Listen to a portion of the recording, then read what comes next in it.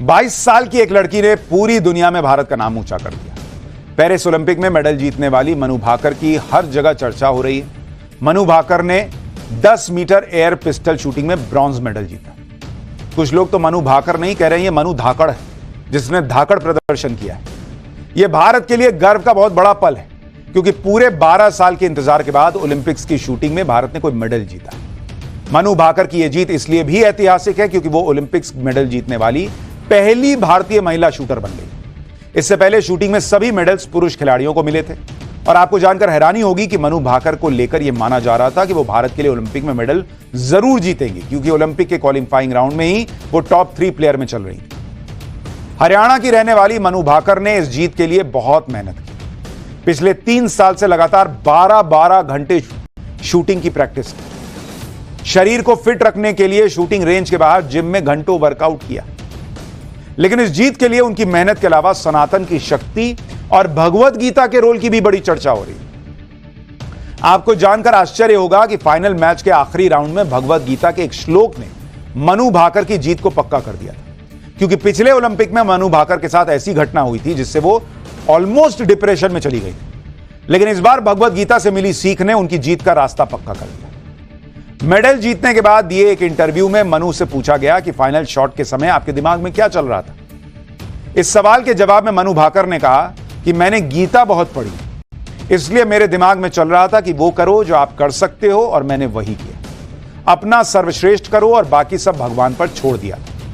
हम भाग्य से नहीं लड़ सकते और परिणाम को कंट्रोल नहीं कर सकते। गीता में भगवान कृष्ण ने भी अर्जुन से यही कहा है कि कर्म करो और फल की चिंता मत करो। यानी जो लोग सनातन को गाली देते नहीं थकते, आप देखिए सनातन की ताकत कि एक संदेश गीता का जिसने मेडल तक पहुंचने में मदद करी।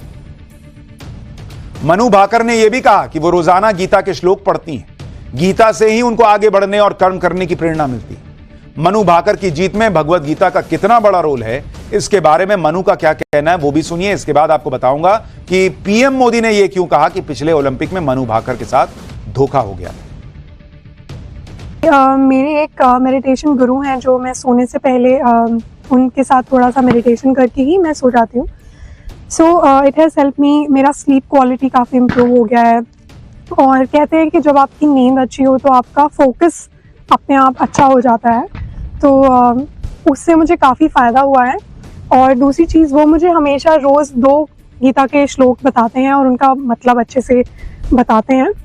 तो आई थिंक गीता, मुझे काफ़ी आश्चर्य होता है कि इतना पुराना ग्रंथ होने के बावजूद भी हम आज की लाइफ में अगर ध्यान से देखें तो बहुत हेल्प करता है, बहुत ज़्यादा बहुत सारी चीज़ों में क्लैरिटी देता है।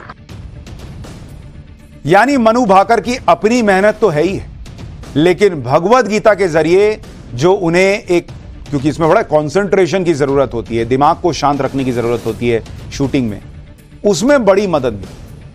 मनु भाकर की इस जीत में भगवत गीता और सनातन के योगदान को सुनकर आज पूरी दुनिया हैरान। दरअसल वो अपने गेम की प्रैक्टिस के साथ साथ सनातन की आध्यात्मिक शक्ति को बहुत मानती है। वो एक तरफ जिम में घंटों वर्कआउट करती हैं और दूसरी तरफ अपने घर में हवन पूजन भी करती दिखती हैं। उनके हाथ में गन भी रहती है और गीता भी रहती है। मनु भाकर की जीत के बाद आजकल उनका यह वीडियो सोशल मीडिया पर बहुत वायरल हो रहा है जिसमें वो अपने घर में हवन पूजन करती हुई दिखाई दे रही है। यही वजह है कि अध्यात्म से ओलंपिक मेडल जीतने का यह कनेक्शन देखकर आज पूरी दुनिया इसकी चर्चा कर रही है। आपको यह भी बताता हूं कि किस तरह केंद्र सरकार ने मनु भाकर की ट्रेनिंग के लिए कोई कसर नहीं छोड़ी। उन्हें दुनिया के कई देशों में शूटिंग के लिए ट्रेनिंग पर भेजा गया ताकि देश के लिए ओलंपिक मेडल जीत सके। ये जो नरेंद्र मोदी का नया विजन है, जो मैंने आपको पहले भी बताया था कि कैसे खिलाड़ियों को बेस्ट ट्रेनिंग मिले, इस पर नरेंद्र मोदी सरकार खर्च करती है, उसका आप उदाहरण देखिए। भारत सरकार ने मनु भाकर की ट्रेनिंग के लिए करीब 2 करोड़ रुपए खर्च किए। इस ट्रेनिंग में उन्हें जर्मनी, स्विट्जरलैंड जैसे देशों में भेजा गया। इसके अलावा मनु भाकर के कहने पर उनके लिए पर्सनल कोच जसपाल राणा को हायर किया गया। ओलंपिक से ठीक पहले मनु भाकर को अपने कोच जसपाल राणा के साथ स्पेशल ट्रेनिंग के लिए यूरोप के देश लग्जमबर्ग भेजा गया। इस ट्रेनिंग के लिए एडवांस्ड वेपन्स, जिसमें गन्स और पेलेट्स यानी गोली प्रोवाइड की जाती है, वो की गई। यानी मनु भाकर की जीत को लेकर इस बार सरकार से लेकर परिवार तक हर कोई इसीलिए कॉन्फिडेंट था।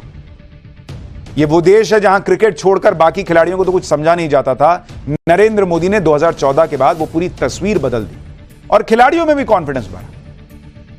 कि भाई एक जमाने में ऐसे लोग, ऐसे शूटर भी थे, कहते थे कि भाई इतनी महंगी है, इतना महंगा ये गेम है कि हम नहीं कर पाएंगे, लेकिन आज सरकार मदद करती है तो लोग कर पा रहे हैं। पिछले टोक्यो ओलंपिक में बाहर हो जाने के बाद भी मनु भाकर का आत्मविश्वास हिल गया था, लेकिन उनकी मां ने इस हार को भुलाने के लिए कई ऐसे काम किए जिससे मनु का खोया हुआ आत्मविश्वास फिर से लौटा। देखिए मां की भूमिका क्या होती है। हुआ क्या था कि टोक्यो ओलंपिक 2020 के दौरान भारत की नंबर 1 महिला शूटर कही जाने वाली मनु भाकर की पिस्टल अचानक खराब हो गई बीच इवेंट में। क्वालिफाइंग राउंड में मनु को 55 मिनट में 44 शॉट लेने थे, लेकिन तभी उनकी पिस्टल ही खराब हो गई। इस दौरान मनु भाकर पूरे 20 मिनट कोई निशाना ही नहीं लगा पाई, जिसकी वजह से फाइनल की रेस से बाहर हो गई। अब किसी को भी सेटबैक लगेगा।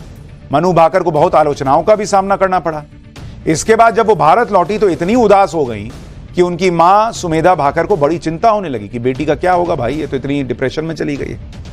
तो उन्होंने क्या किया कि मनु भाकर की पिस्टल ही छुपा दी कि ना मनु पिस्टल को देखेगी, ना उसे अपनी हार याद आएगी और वो अगले गेम पर फिर फोकस कर पाएगी। तो देखिए कैसी कैसी चीजें होती हैं, मां की क्या भूमिका होती है कि भाई बच्चा डिप्रेशन में जा रहा है तो उसकी हेल्प करो। तो आज की डेट में मां का योगदान है, सरकार का योगदान है, सनातन का योगदान है, इस देश के करोड़ों लोगों का आशीर्वाद है कि मनु भाकर एक मेडल ले आई हैं, दूसरा लाने की कगार पर खड़ी हैं और भारत इस ओलंपिक में और अच्छा प्रदर्शन करेगा, इसकी सबको उम्मीद है।